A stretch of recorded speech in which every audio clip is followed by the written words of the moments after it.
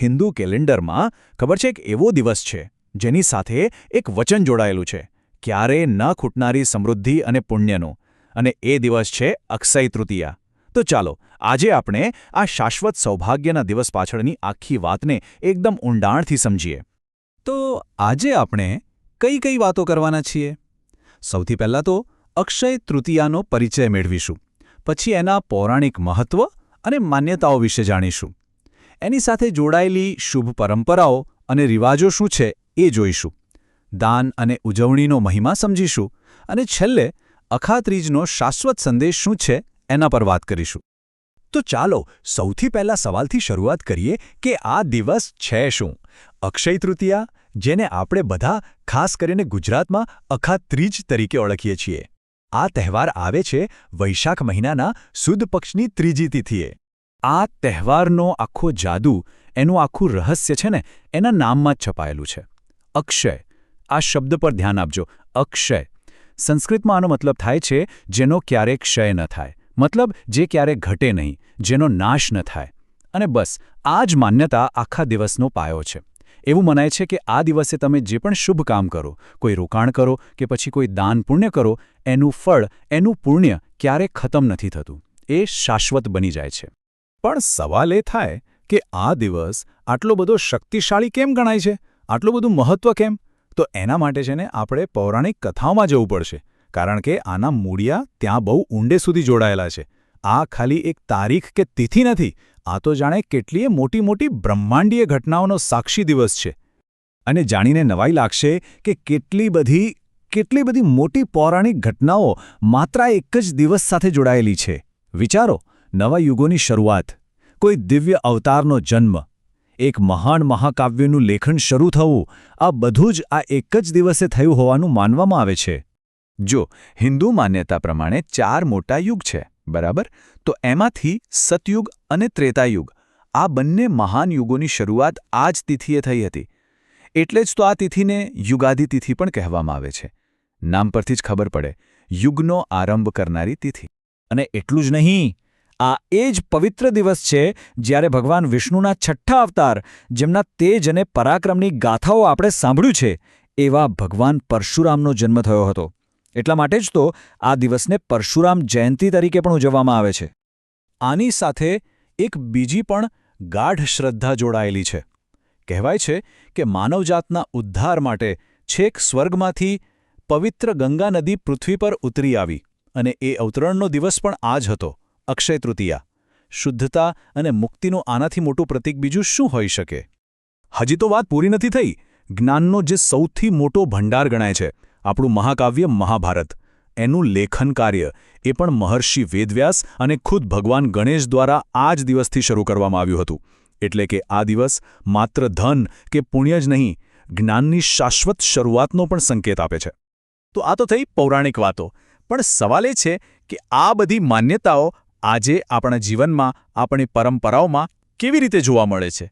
ચાલો હવે એ જોઈએ. અક્ષય તૃતીયાની જે સૌથી મોટી ખાસિયત છે ને, એ છે વણજોયું મુહૂર્ત. કદાચ આ શબ્દ સાંભળ્યો હશે. એને સ્વયં સિદ્ધ મુહૂર્ત પણ કહે છે. આનો સીધો સાદો મતલબ એ છે કે આ દિવસ પોતે જ એટલો બધો શુભ છે કે કોઈ પણ નવું કામ શરૂ કરવું હોય તો પંચાંગ કે ચોઘડિયું જોવાની કોઈ જરૂર નથી. આખો દિવસ, એની દરેક ક્ષણ શુભ જ ગણાય છે.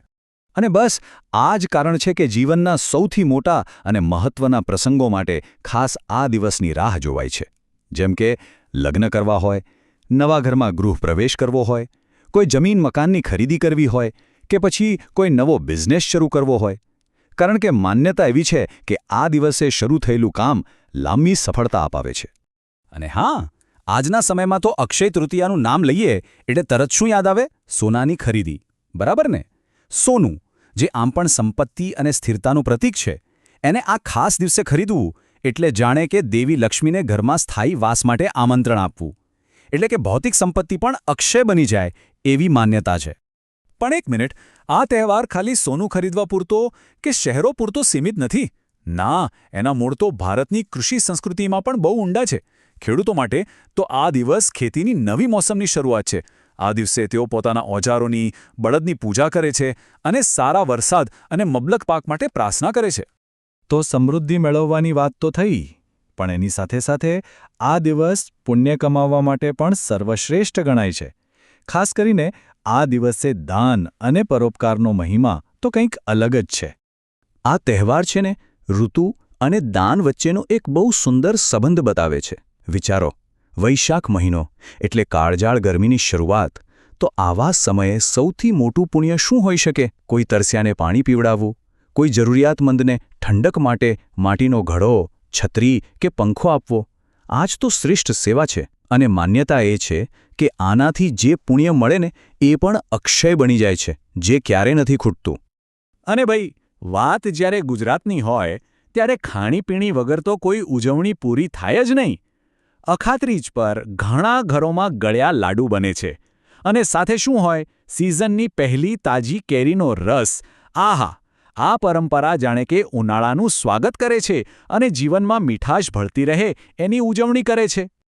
તો આ બધી પરંપરાઓ, રિવાજો અને માન્યતાઓ, આ બધાની પાછળ એક બહુ ઊંડો અને શાશ્વત સંદેશ છુપાયેલો છે. ચાલો હવે આપણે એના પર થોડું ધ્યાન આપીએ. સાચું પૂછો તો સોનું ચાંદી કે ભૌતિક સંપત્તિથી પણ ઉપર અક્ષય તૃતીયાનો જે અસલી સંદેશ છે એ આપણા કર્મો સાથે જોડાયેલો છે. આ દિવસ આપણને યાદ કરાવે છે કે સાચી અક્ષય સંપત્તિ જે ક્યારેય નથી ખૂટતી એ તો નિસ્વાર્થ ભાવે કરેલા સારા કામો છે, સારી ભાવના છે અને દાન છે. કારણ કે આ એક એવું પુણ્ય છે જે સમયની સાથે ક્યારેય ઓછું નથી થતું, ક્યારેય ક્ષીણ નથી થતું. અને અંતે આ તહેવાર આપણી સામે એક બહુ મોટો પ્રશ્ન મૂકીને જાય છે. વિચારવા જેવો પ્રશ્ન છે કે આજના આ ભાગદોડ ભરેલા જમાનામાં એવું કયું સારું કામ હોઈ શકે જે ખરેખર અક્ષય એટલે કે શાશ્વત બની શકે? એવું કયું કાર્ય છે જેનું પુણ્ય ક્યારેય ઓછું ન થાય?